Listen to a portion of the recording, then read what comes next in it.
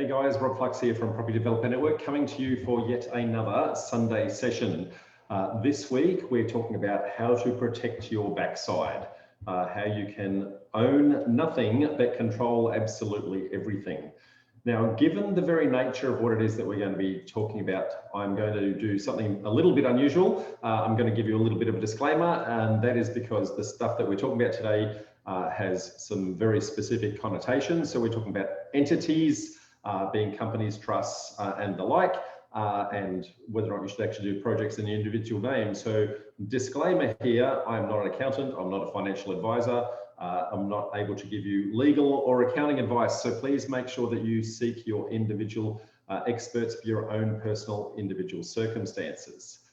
That said, let's have a think about why is it that we, start again, having a little bit of a brain fade here. One of the most common questions that I get in our network is, should I do a project in my own personal name? Should I do it in a company? Should I do it in a trust? How is that going to work? And what should I actually do? So firstly, I can never give that sort of accounting advice, but I guess I can give you some good insights into some of the pros and cons of different entity structures to give you some insights into what you should do.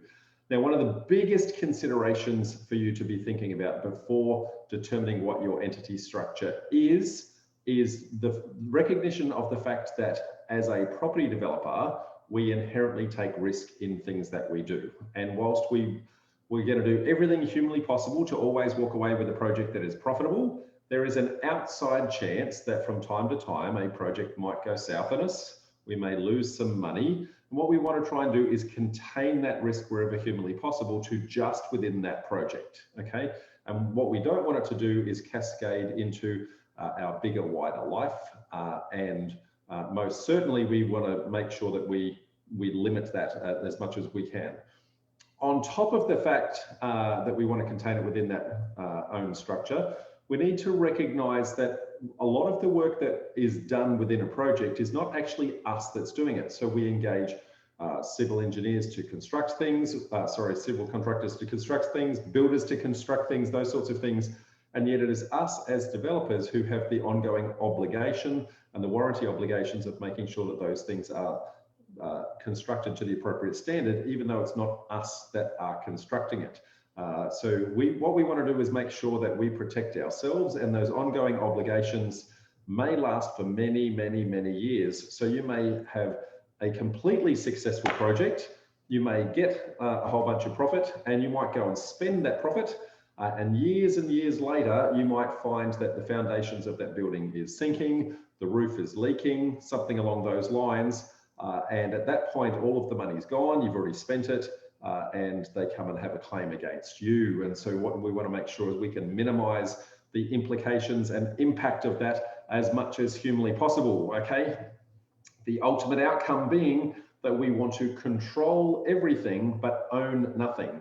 And the reason why we want to own nothing is if somebody does come and try and sue us, we have nothing in our own personal name, and having nothing in our personal name means that any attempt to sue us, whether it's successful or not, there are no assets that are controlled. Now, I want to be very clear here to say that's not for you to absolve your obligations in paying that debt, if that is actually genuinely required, but rather it's giving you the choice and the flexibility to control what assets you sell at what time for how much in order to meet those obligations. Because let me assure you that any creditor coming after you, they're going to grab the best assets that they can sell at a fire sale to get their money as quick as they can. Whereas what you may want to do is pick and choose an individual asset that you might want to sell, so you can maybe get rid of something that's an underperforming asset, and have the flexibility and control of that. So that's the ultimate outcome. Now, some key considerations before determining what you should do. Probably let's start with firstly, what are the different kinds of entities that are actually out there? So firstly, there is your own individual name, there is a company, there is a trust, and the trust can then be either a discretionary trust or a unit trust. Now, given that those different structures exist, there are a number of different ways that you can actually engage them and a number of different reasons that you can engage each individual one. pros and cons of every single one. So what you want to do is have a good, clear understanding of what you're going to do at the start of the project, and some key considerations that you want to ask yourself before you go and talk to your accountant and before you go and talk to your solicitor. Now, it's important you go and get both lots of advice. And the reason for that is your accountant is going to give you the best tax advice and your solicitor is going to give you the best asset protection advice. Now, you really want to think about where you are in your stage of your development journey and which one of those two is most important to you. Is tax minimization important or is asset protection important? Right at the very start of your journey, when you have no assets to protect, you might think that tax minimization is the best. And you might set it up with that right from day one. You might then receive the profits, as I said, and go on and complete many, many successful projects. And years later, that warranty obligation comes back. And at that point, you have plenty of assets. So my guidance is you want to have asset protection as one of the core keystones of your decision-making process. So let's have a look at some of the things that we want to consider when we're determining what entity that we're actually going to go into. So firstly, what is our long-term intent with that, with the assets within the project? So for example, if we're going to be building a six-pack of something, is our intention to sell everything? Is it to keep everything? Is it to sell some of it, keep some of it? So when you understand what the intention is long-term and what your intention is short-term, how are you going to exit out of that? That's going to have a core impact into the kind of structure that you actually put in place, okay? Now, you also want to consider the kind of income that structure might generate and how you as an individual might want to actually receive that income at a later point in time, because that's going to have some pretty large implications with regards to the kinds of tax that might actually be charged. So when you think about the kinds of income, so companies have GST, for example, they also have company tax. You as an individual, you have thresholds of different tax tiers that you might be on. If you doing it for a long-term hold, you might have capital gains tax implications, for example. And whether or not when the project is complete, whether or not it's going to be generating some ongoing passive income. Because what happens when you're generating, I guess, manufactured growth, that's treated one way, but when you're generating passive income, that's treated another way. So the kinds of income that you're going to be generating is quite important in considering that. And how you're going to generate that at the end of the process is quite important. You also want to have a think about, are you doing this on your own? Or are you having other investors actually come in to assist you in the process? And whether or not they are unrelated parties in actually coming into that. So you might want to do something in a very specific way in order to make sure that you can separate the way you want to receive your returns, which might be completely different to the way the other party might want to receive it. Your tax implications and your asset protection implications may be very, very different from the other person. So being able to have the flexibility that each person can actually have their own structure can actually be quite important, okay? And then there's the tax implications of the different entity that you're going to create, okay? So depending upon what you're doing and how long you're holding it for, you're going to have obligations such as GST if you're actually going to be turning the stock over with manufactured profits. You might have capital gain tax if your implications are to hold that for a long period of time, greater than 5 years. You're going to have stamp duty implications in going into the structure in the first place. And you may have land tax obligations for anything that you actually hold. So you might want to have a very clear understanding of what is the tax implication of what I'm going to do as we go forward. Now, some of the other considerations you want to think about is how is the entity actually established? Now, depending upon whether it's a company, a trust, or discretionary trust, unit trust, there's going to be documents that need to be created, whether they be agreements, deeds, constitutions, those sorts of things that are going to articulate the rules under which that entity is going to be created, okay? There's also the costs of establishing the structure. and ongoing costs in regards to managing that. And a lot of people put a lot of emphasis on those accounting costs to actually establish and run. But my argument to you would be that this is like an insurance policy, okay? Now, we are happy to pay our car insurance, we're happy to pay our household insurance and our contents insurance on the off chance that something might go wrong, with the hope that we never ever have a claim. But why are we not willing to do the same thing when it comes to our asset protection, our entity structures, etc.? Okay, so our exposure to liability. So we want to make sure that we, as I said before, we want to limit the amount of liability that we actually are exposed to. Okay, you might also think about if you're going in with multiple parties into a project, well, who is actually going to be in control of the project? That could actually be quite important. And who is potentially going to go on any particular loans that might go out to the bank. So there's, you know, some pretty big conversations that you need to have with your accountant and your solicitor with regards to how you're actually going to start to navigate that. Okay.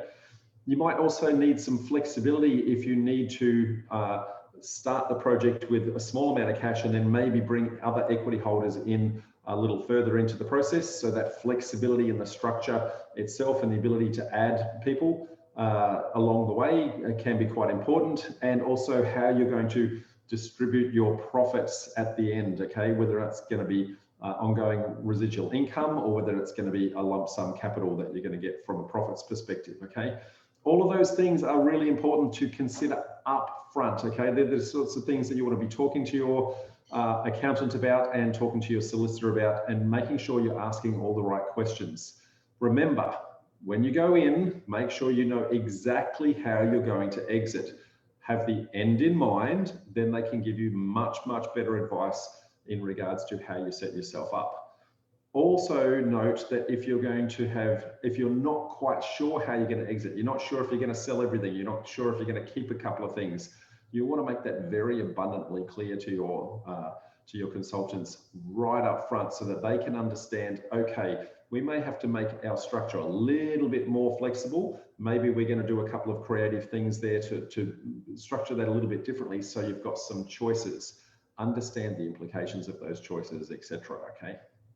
Now, as I said, some common structures used: individuals, so that's you in your own personal name; companies, trusts being unit trusts and discretionary trusts, and there is also self-managed super funds that can do some stuff, but I'm very specifically going to avoid talking about that because that is a very complicated topic in and of itself, and I think that warrants probably a conversation in itself at some point in the future on what you can do in and around a self-managed super fund. Okay, so let's break down the kinds of structures, the pros and cons, where you might use it, where you might not use it, and whether or not that's a good or a bad thing to be doing, and note the kinds of circumstances that might become attractive to you, okay?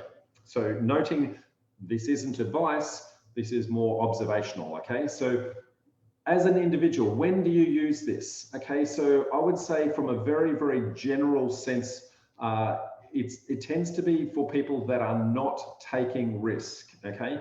So now risk in the property development sense could be risk in other careers, for example, as well. But if you're going to be holding something long-term and you want to be claiming the benefits of negative gearing, for example. Now, as somebody who did 20 odd years of negative gearing and now in the manufactured growth perspective, negative gearing to me is now a dirty word, okay? It's something that I wish I'd never done. It did serve a purpose, it did actually work, but certainly the manufactured growth perspective is way more profitable and much better to be making money rather than losing money, even if only for tax purposes, okay?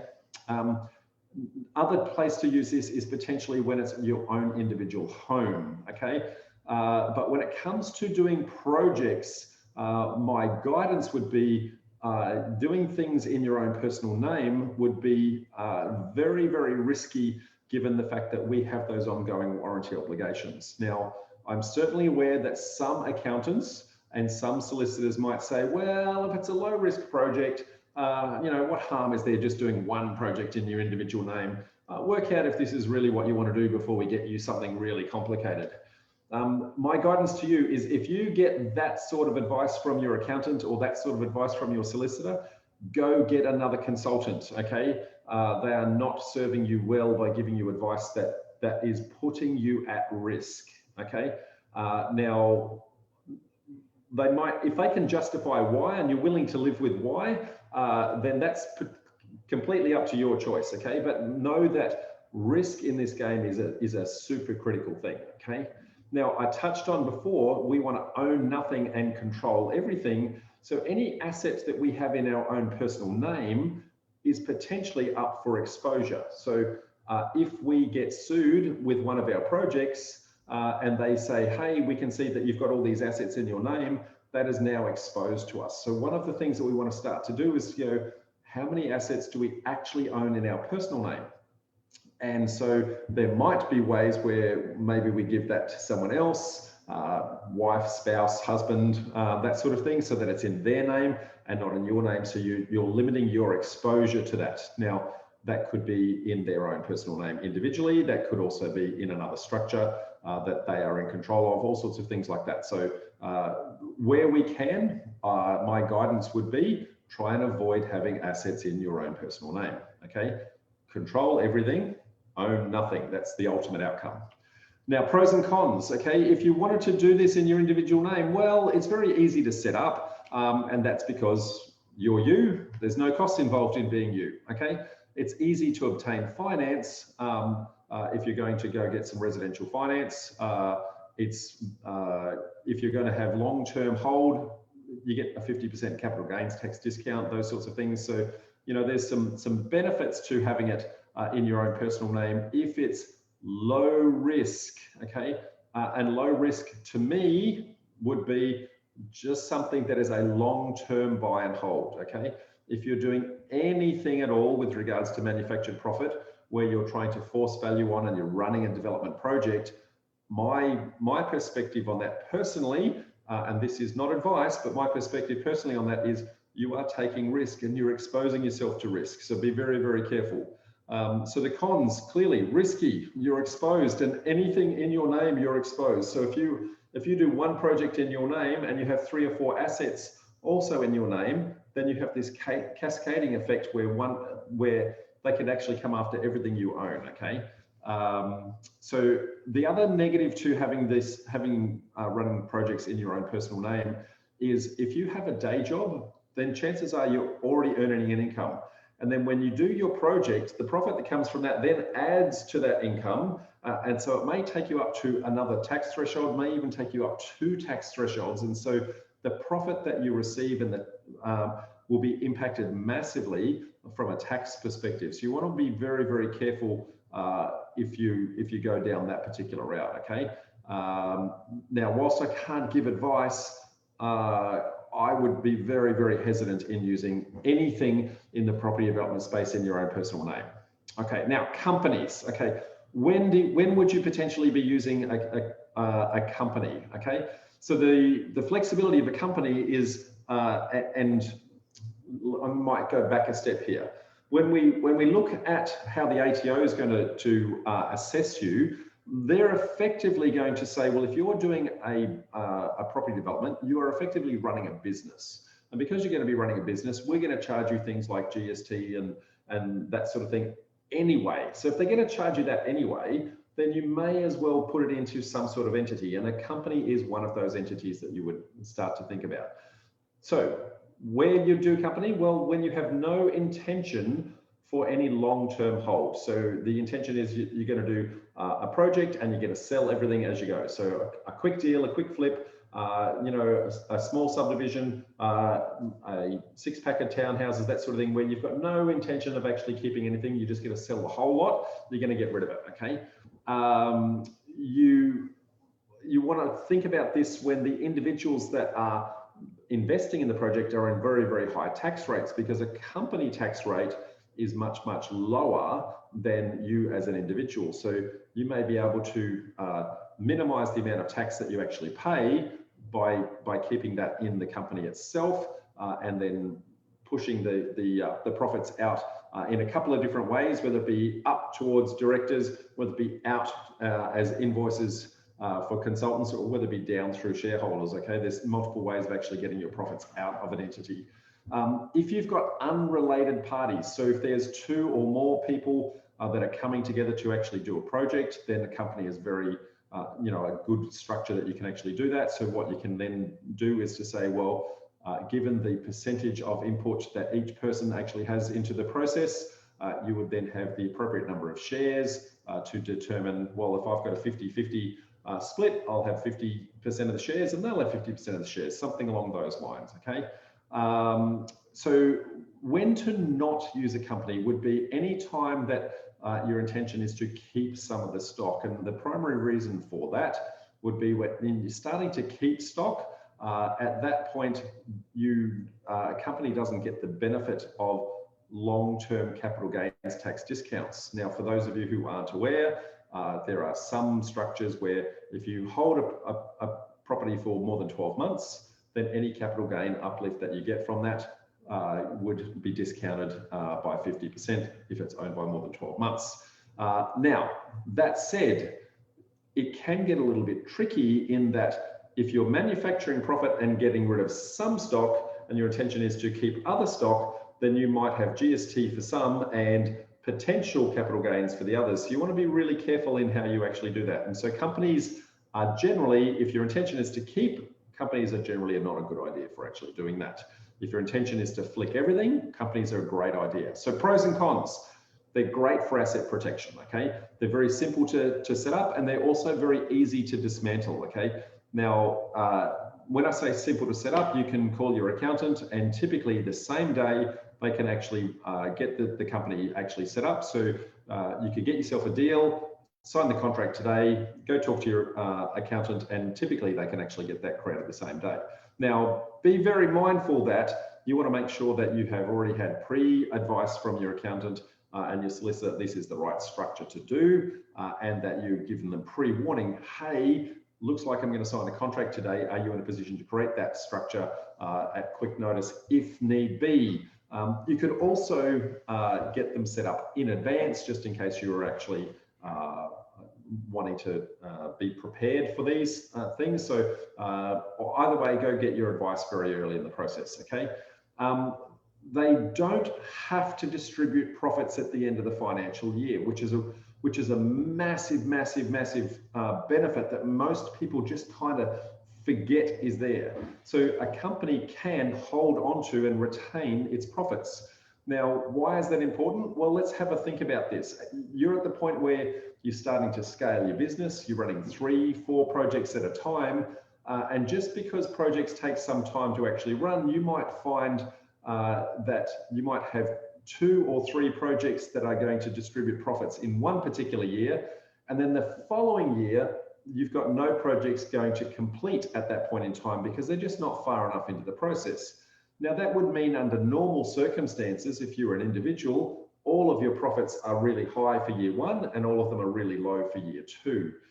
So what a company allows you to do is to choose when you distribute the profits. So you can distribute some this financial year, some next financial year.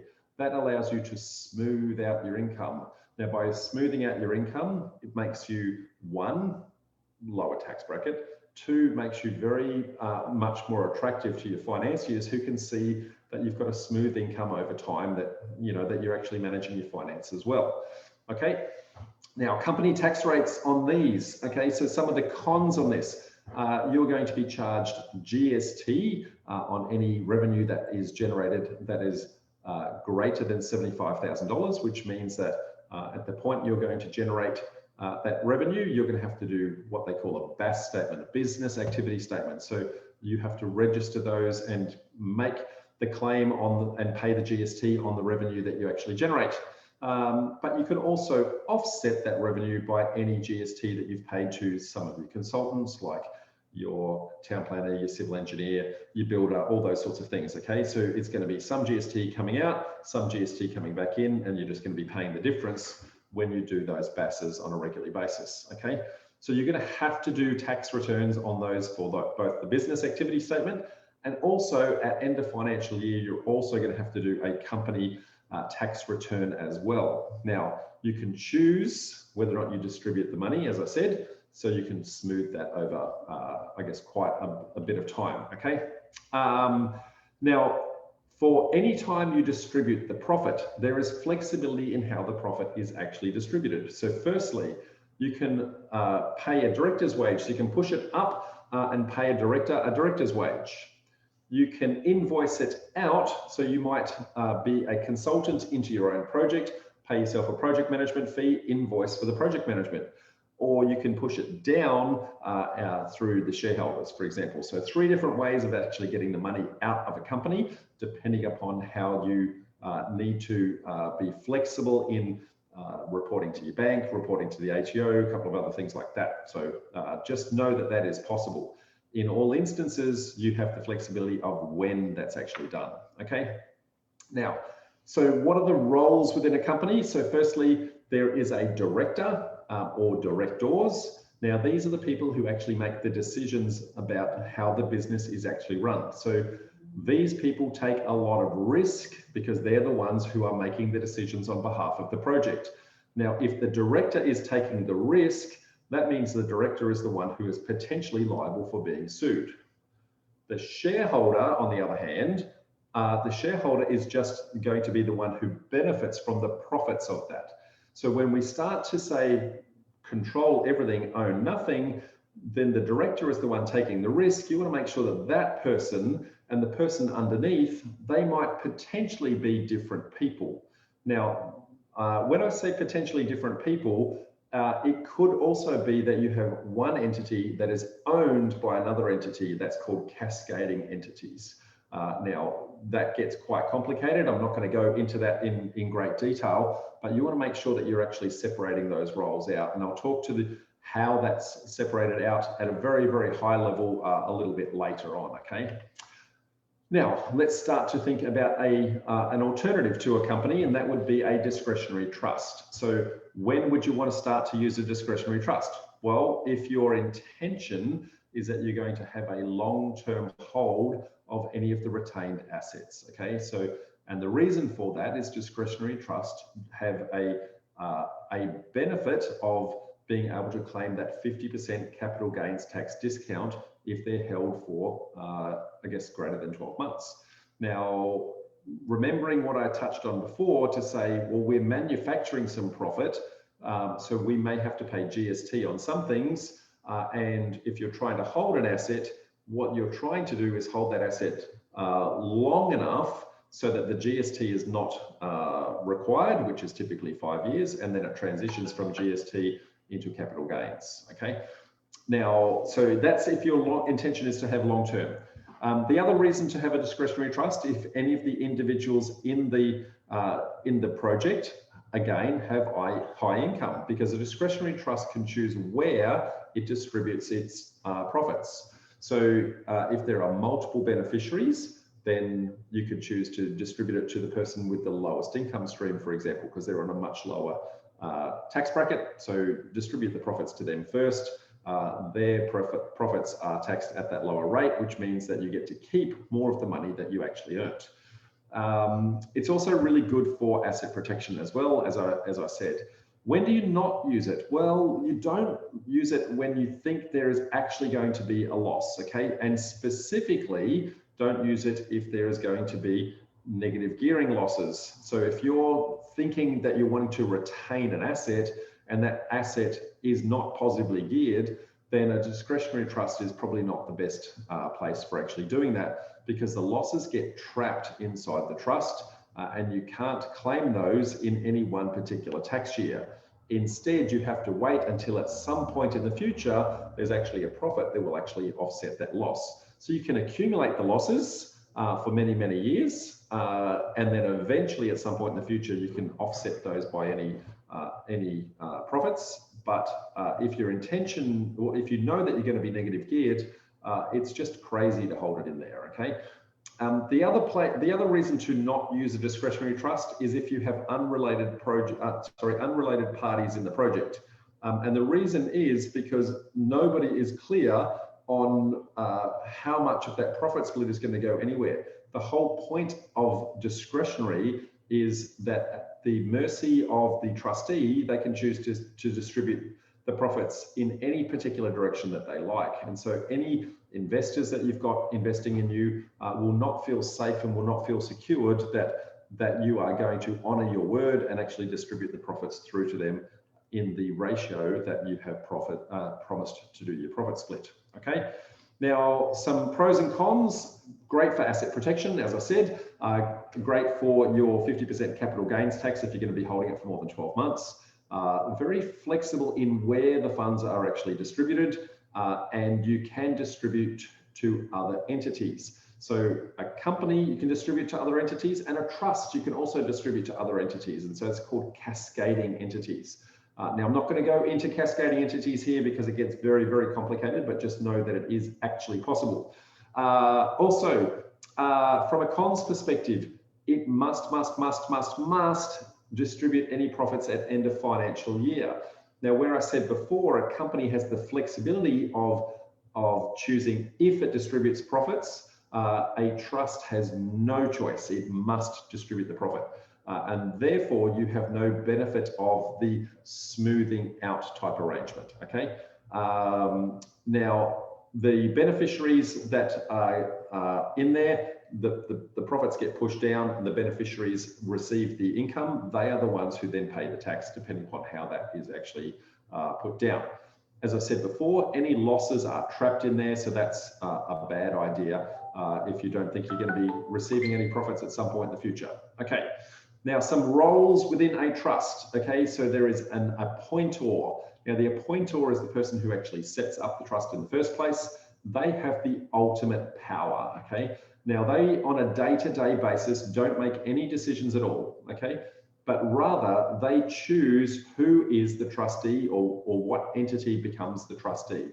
Now, they don't do any day-to-day decisions. Okay. But they get to choose who is going to make the day-to-day decisions. So the trustee is the one who actually does the day-to-day decisions. So they are the one who are ultimately responsible. So they're the ones taking the risk, okay? So they're the ones who are running the project, making the decisions in how things are doing. They manage the asset on behalf of any of the beneficiaries, and they're the ones who go to the bank and guarantee any loans and all those sorts of things, okay? Now, the beneficiaries sit at the bottom of the trust. They are the one who receive the benefit of the project or of the benefit of the asset, and they are the ones where the flexibility of where the money is actually distributed to. So they're the different three roles that actually sit within here.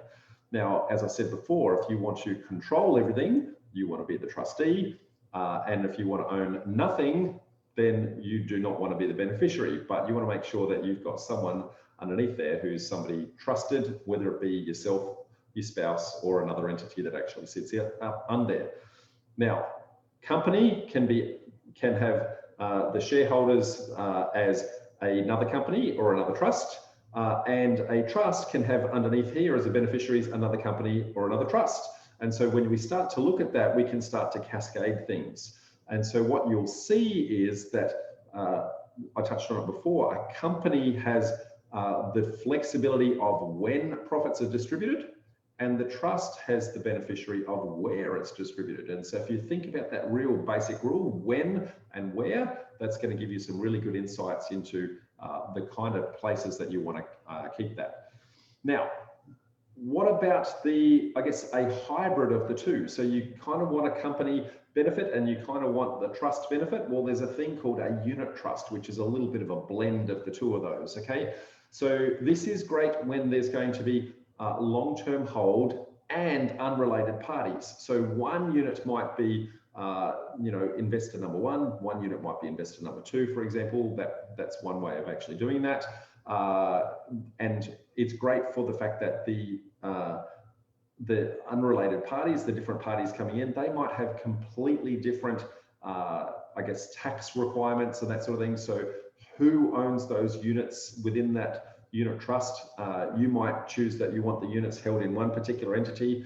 They might choose that they want to hold that in a completely different entity. That's because their asset protection and tax obligations might be completely different to yours. So you have the flexibility of actually doing that where wherever you want to. Okay, so it's kind of a little bit of a blend of that. Now, you don't have the benefit though of the flexibility of where those funds are actually done. So with a discretionary trust, you have the discretion of distributing the funds anywhere you like. With a unit trust, it's very fixed. So it must go through in the ownership ratio of who owns how many shares, or how many units, I should say. So if you've got 50-50, then remember, trusts must distribute at the end of the financial year. So 50-50 goes out to the two unrelated parties sitting underneath, okay? Now, when to not use this? Well, I'm going to say best to not use these if there are no unrelated parties, because by having fixed structures in place, it means that it's very known to any creditors coming after you exactly who owns what. Whereas with a discretionary trust, you can say, well, who is the beneficiary? Could be that guy, could be that guy, right? So it's very easy to kind of obfuscate who actually owns things, okay? Now, similar to a discretionary trust, there are roles within the unit trust. So there is the appointor, who's the ultimate decision payer. There's the trustee, who's the one who makes the decisions in actually running the project. And then there's the unit holders who, I guess, receive the profits out of the proceeds. Now, when you start to look at the tax implications of these, now a trust in and of itself doesn't pay tax. And the reason why it doesn't pay tax is because it must distribute down to either the beneficiaries or the unit holders. And the tax is instead paid by those beneficiaries or those unit holders in whatever structure that tends to be. So that's typically going to be either in another company, maybe a bucket company, or it may be yourself as an individual. Now, if you're an individual, there are 5 different tax tiers, okay, depending upon how much income you are generating on your day job or income you're generating from other things like rent and shares and things like that. So there are 5 different tiers. So depending upon what tier you're at, when those proceeds are distributed down to you, then you're going to be just adding that income to any other previous income. So if you've got 2 or 3 projects coming through to you, plus you've got a day job and that sort of thing, you might go very quickly up 2 or 3 tax brackets quite quickly. So those tax brackets are at a very high level, up to 18,200, there's no tax involved, okay? Between 18,200 and 45,000, it's 19 cents on the dollar. From there up to 120,000, it's at 32.5 cents on the dollar. And from 120 up to 180, it's at 37 cents. And anything above 180 is at 45 cents on the dollar. So as you break through those thresholds, you're going to pay more and more and more tax, okay? Now, if instead you accumulate the funds in a company or you ran the project in a company itself, then depending upon, I guess, the size of your company and also when those profits are actually generated, there's a slightly changing rate that I guess the federal government have announced. So if you're earning uber dollars, then you're probably at 30 cents on the dollar. I'm going to say for the majority of us, that's not the case. We're going to be much smaller with our company size and the revenue that we generate. So most of us for this financial year will be at 26 cents on the dollar. And for next financial year, we'll be at 25 cents on the dollar. Okay, so know that that's the case. And then, as I said before, some of the things the whole reason why we're coming into this to try and protect our assets, I want you to walk away with a particular concept, okay? It's called the person of substance and the person of straw, okay? Now, when we talk about a person here, it's more I guess a concept, okay? So it's not necessarily a human being. A person here is not a human being, but rather it's some form of entity or human. So it could be an individual, a company, or a trust, either one. But what we're talking about here is that person of substance, person of straw. So person of substance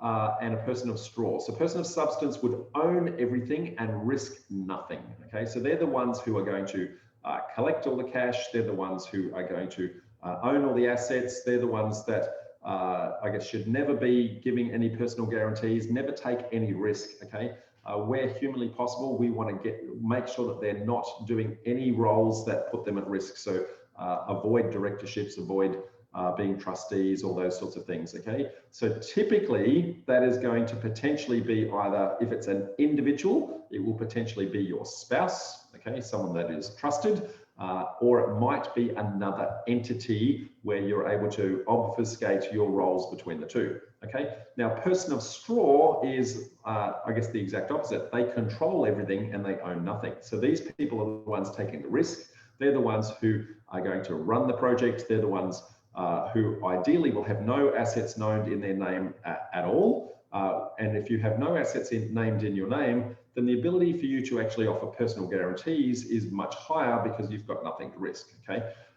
So you can go on loans, you can be on directorships, you can be trustees, you can do all those sorts of things that allow you to, I guess, run the project.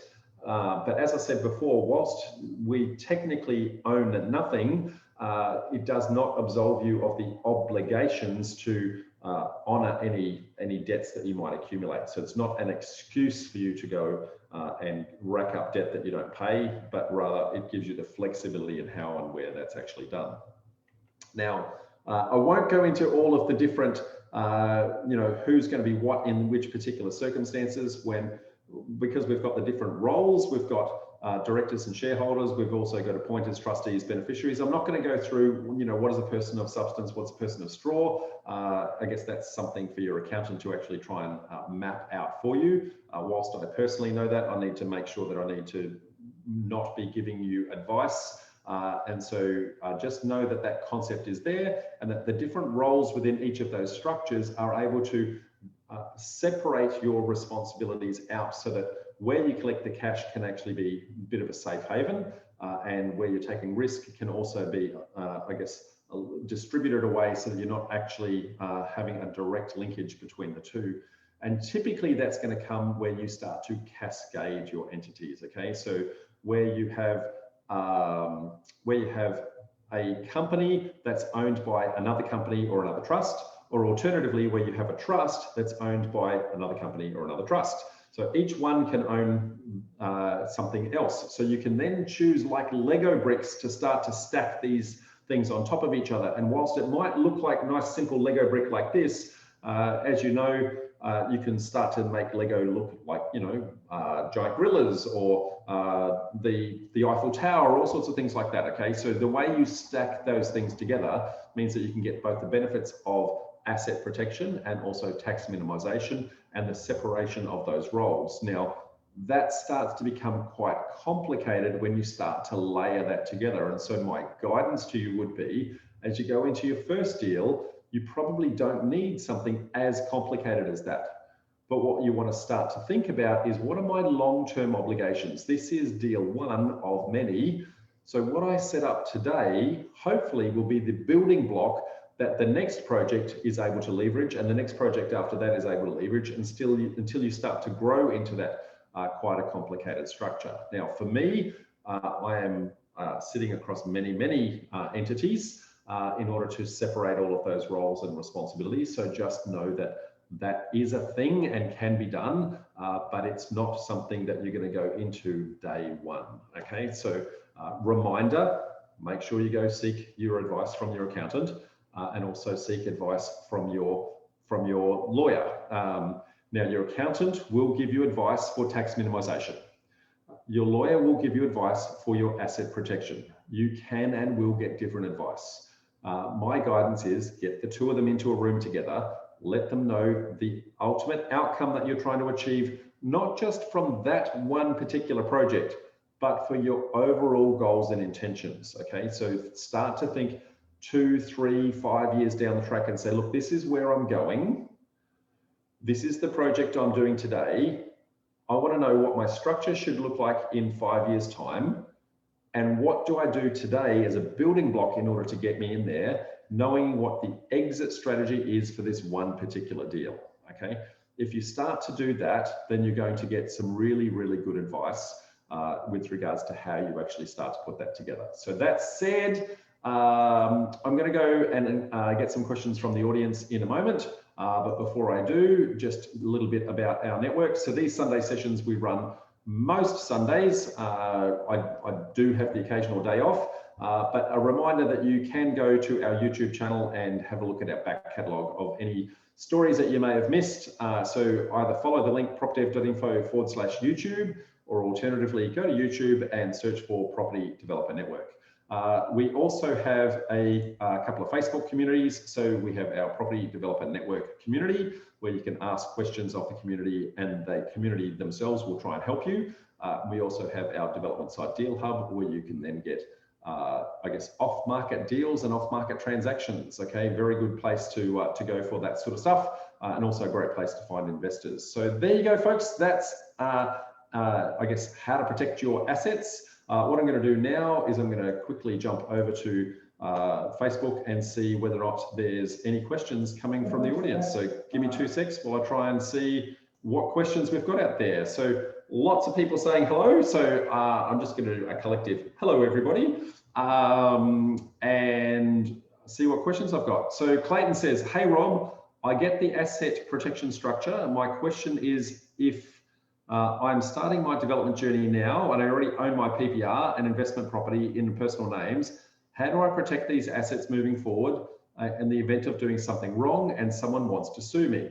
So Clayton, I have to say this every single time. I cannot give you advice on what to do. Rather, I can give you some options on what is possible to do. So possibility number one is accept the risk and do nothing. Number two would be to choose to transfer your half of that into your spouse's names. Now that may trigger some stamp duty implications to actually do that. If that's the case, there are in some circumstances loopholes that you can actually get around to minimize that, but you need to be talking to some really, really clever solicitors in order to do that. You might also consider potentially putting that into a trust. There are some complications in putting it into a trust. Again, it would trigger stamp duty in actually putting it in, but also trusts have some challenges with regards to claiming the PPR status. Now, not impossible, but can be done if you are quite creative and you have some really good both accounting and solicitor type advice to do that. So they're the things that can be done. Before going and making a decision to just go and change that, I would first be going, well, the project that I'm doing at the moment, how risky is that? How much equity do I actually have in the asset? Is there much equity actually at risk? Is my long-term intention to stay at this house forever? Maybe we're looking to sell in 2 years' time. So do I just run the gauntlet for this 2 years and next time I don't buy it in my name at all? So you want to start to think about those things. Now, if you're going to be there for 20 years, the decision you make might be very, very different to, look, I'm going to sell that in 2 months or 2 years' time and I can live with the risk in the short term. So there's some options for you, mate. Know that in shuffling the I guess the entity, it is potentially going to trigger the stamp duty. So you want to start to think about that asset protection that we're talking about. Is the cost of that stamp duty worth the, I guess, the peace of mind with regards to, well, now they can't come after me individually, okay? So like I said before, it's insurance. You're spending the money in the hope that nothing ever happens, but potentially if it does, you want to make sure that you can mitigate that as much as humanly possible. So I hope that helps. Clayton then says, do I sell my 2 properties and 10 buy a new PPR in a trust? Do I sell my 2 properties and then buy PPR in a new trust?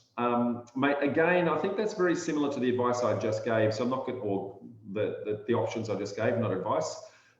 And hopefully that gives you some insights into what your options are there. Felicity says, glad you're feeling better. Thank you, Felicity. I was meant to do this presentation last week and was not feeling well, so I appreciate that. Chris says, Rob, if you are selling everything at the end of the first few projects, should you be running it all through a company structure to pay small business tax rate and only hold in a trust when you intend to hold the asset long term?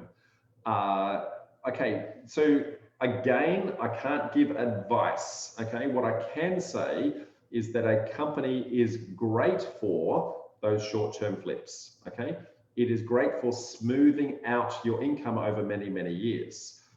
A trust is great for keeping long-term assets, and it's great for choosing where you distribute your stuff. So company is great for when you distribute your profits, and a trust is great for where you distribute your profits.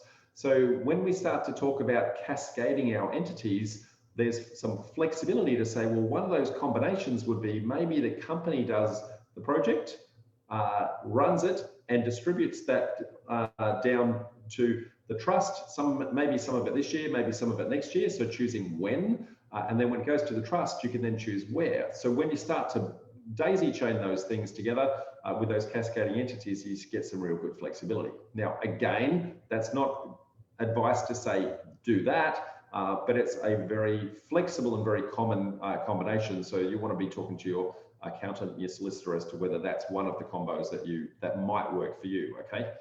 Anastasia says,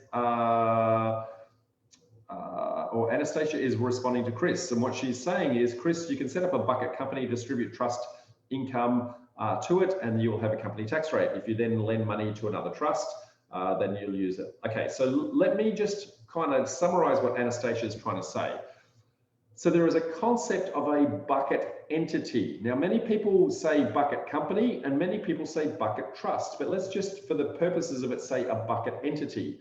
Now, the bucket entity is the person of substance that I was talking about before. So that is all the cash distributes down to that collecting bucket where all the cash is actually captured. Now, is it a company? Is it a trust?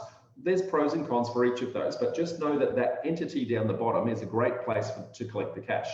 That would never actually take any risk. All it does is collect the cash, okay? Now, if you collect it into a trust, then you can distribute where, but you must distribute every single year. If you collect it into a company, then you can collect it in the company and choose to drip feed that out over many years. So there's pros and cons as to whether or not you want a bucket company or do you want a bucket trust. Or you might have a bucket company that is then owned by a bucket trust where you can actually choose both the combo of where and when, okay? So know that those combos are there. So hopefully that helps those guys. Carol says, has anybody else got a frozen screen? I'm not sure of anybody complaining about that, Carol, so hopefully it all came through for everybody else. Jan says, can anyone please tell me where to watch a replay? Thank you. So Jan, all of these are on our Facebook page. So you can go to Property Developer Network page, and if you like the page, you'll always get these alerts. And we can see the back catalogue there, but we also have migrated everything over to YouTube. I'll put that link in the chat window when we've finished talking, and you can just follow that link and subscribe, and you'll always get the alerts when it's on YouTube. Hopefully that helps.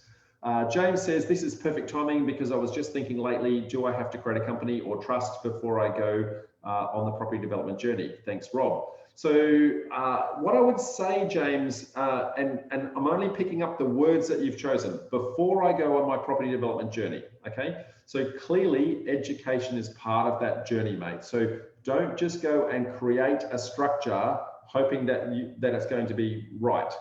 Firstly, work out what is my development strategy, what is my ideal pipeline, and then you've got some very intelligent conversations that you can go to your solicitor and your accountant with and say, look, I'm going to start with this kind of deal, then move to that kind of deal, and move to that kind of deal. So they can then look at, okay, in 5 years' time, this is what you want to be.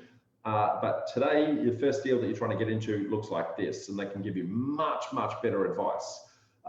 If you just go and take what I've said at face value, you may be choosing the wrong structure. Now, there's some really good tips and tricks that I've given you, and you can apply that in many, many ways. But I don't want you to just go and act on it in isolation, but rather use it to have an informed conversation with your consultants.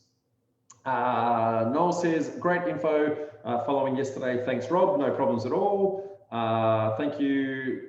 So that's okay. Brian says, hi, Rob. Likely different question. I will get advice, but just while I have you, is asset easier when assets are overseas? Okay, I can't talk about overseas, Brian, and I do know that Brian is in New Zealand. every single jurisdiction, whether it be New Zealand, UK, United States, that sort of thing, they have very different laws to us here in Australia.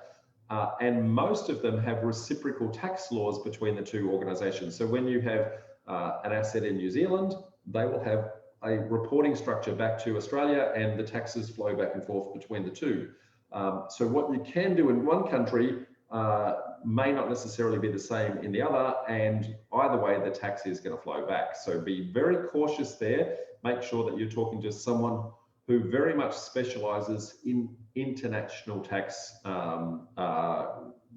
structures to make sure that you don't unwittingly trip yourself up. Jan says, we're doing an 8 townhouse project at the moment. Originally, we planned to sell them all, but now decided to keep one. However, we use a company. How can we change to a trust from a company? Thanks, Rob. Okay, again, can't give advice, Jan, but if you're going to be changing structures, then that is going to be, every time you change a structure, there are two things that automatically get triggered, and that is an assessment as to capital gains and an assessment as to stamp duty. Okay, now whether or not you have to pay capital gains and whether or not you have to pay stamp duty is not the point. The point is that it triggers the assessment actually occurring. Now in this instance, I'm going to hypothesize that it's actually going to trigger stamp duty into the new entity, and the project that sold it, so the company that you've got, I'm going to hypothesize that it would be triggering GST on the sale of the asset into that new entity. So you're going to have a couple of transactional costs involved in setting that up. That's one of the reasons why I said right up front, it's really important to talk to your different consultants about what is your intention. And if your intention is not clear, then they may set up a much more flexible entity that has the ability. So maybe it's a cascading entity that has the flexibility. So you might spend a little bit more in the setup of it because you want the option to go one way or the other, and you're not quite sure which way that's going to be. But once you've decided and you're already in it, then it's very hard to change halfway. Okay, you know, you can't be half pregnant, Jan. You can only be fully pregnant. So you need to make sure that you decide what the right thing is right up front. Okay, that appears to be all the questions coming through, folks. So thank you very much for your, I guess, your viewing today and your questions, and very much look forward to catching you all on the next one as we come to you for another Sunday session, hopefully next week. Bye for now.